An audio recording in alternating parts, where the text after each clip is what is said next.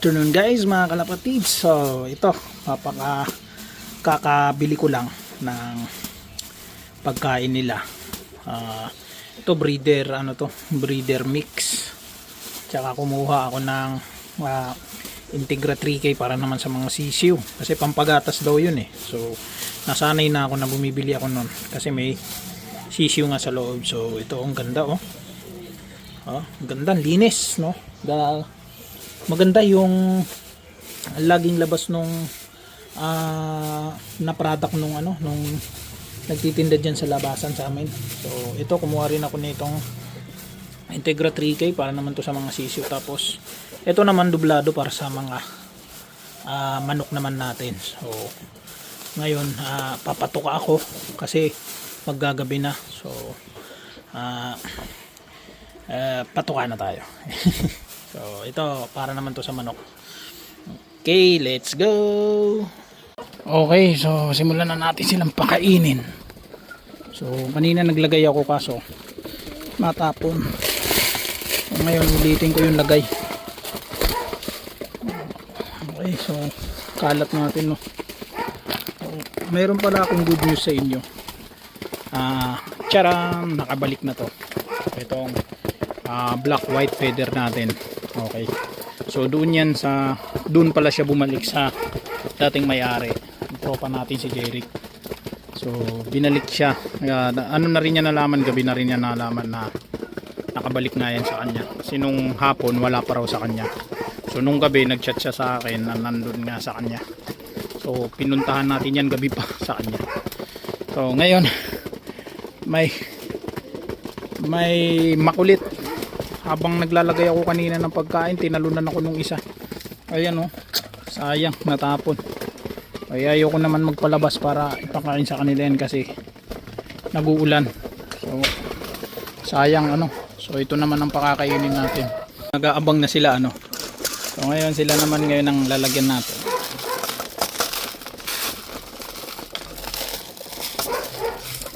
Kailangan kasi lahat. So pansinin nyo, hindi ganun karami para hindi nasasayang yung pagkain kasi minsan di rin naman nila nauubos. Kasi umaga hapon naman sila kumakain guys. Sayang talaga yun dami oh. So malisin ko siguro yun, pangain ko sa mga manok. Sayang. O ngayon sa baba naman. Okay, so sa baba naman ako magpapakain. Ayan, so lahat sila kumakain na nahiya pa yung dalawa. Nakain sila. Huwag natin bugawin tayo tumutuka naman sila. So yan, so mga manok naman ngayon ang ating pakakainin. Okay, so let's go yung mga manok naman. Okay, so ayan, halos patapos na silang kumain. May mga itlog pa hindi ko na halos napapansin talaga. Hinahayaan ko na lang yung mga yan. Okay, itong isa ko parang may sakit na yan rin tinatawag na baliling. Hindi naman ata yan yung baliling.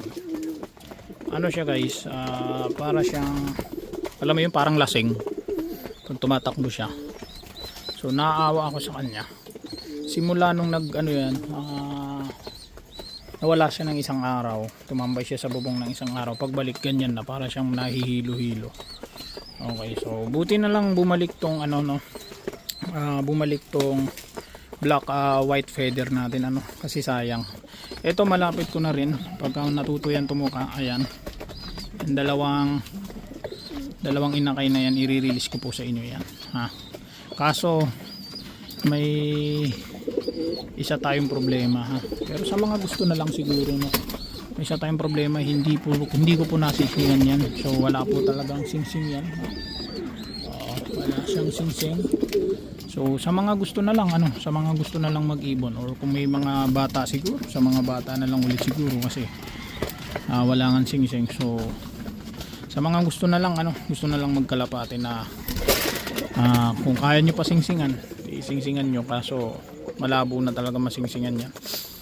Okay, so hindi ko na kasi pinilit talaga, sinubukan singsingan kaso hindi na magkasya.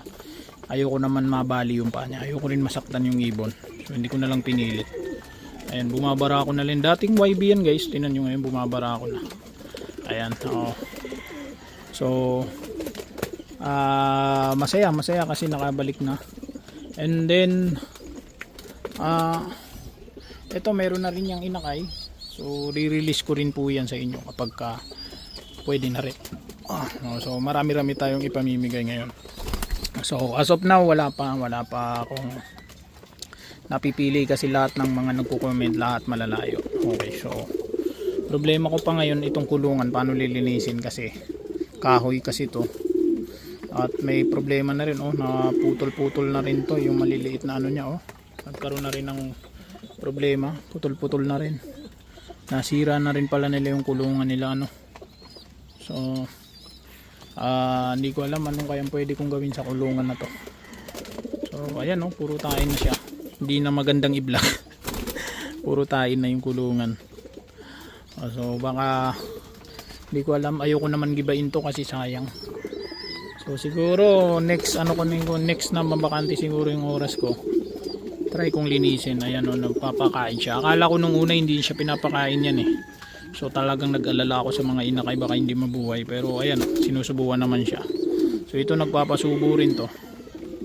So buti na lang nakabalik to. Yun lang naman talaga ang gusto kong ibalita sa inyo, na itong black white feather natin nakabalik na. So masaya kasi nakabalik. And ayan, so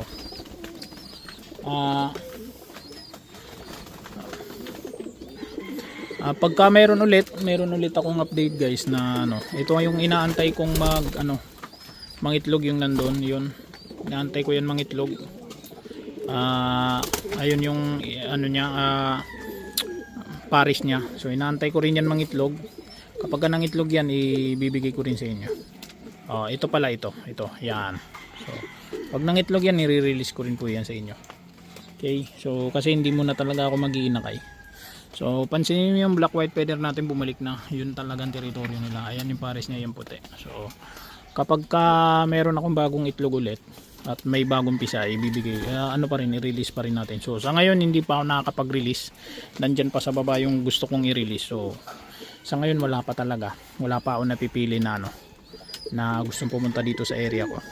Okay, or gusto magpalalamog. Kung meron, sige, release natin So ayun lamang po, medyo mahaba na ulit ang ating video. So yun lamang, sa mga tumatangkilik pa rin, maraming salamat. Sa mga bago, pa-subscribe naman po, malaking bagay ito sa akin. At yun lamang po, maraming salamat and God bless po sa inyong lahat.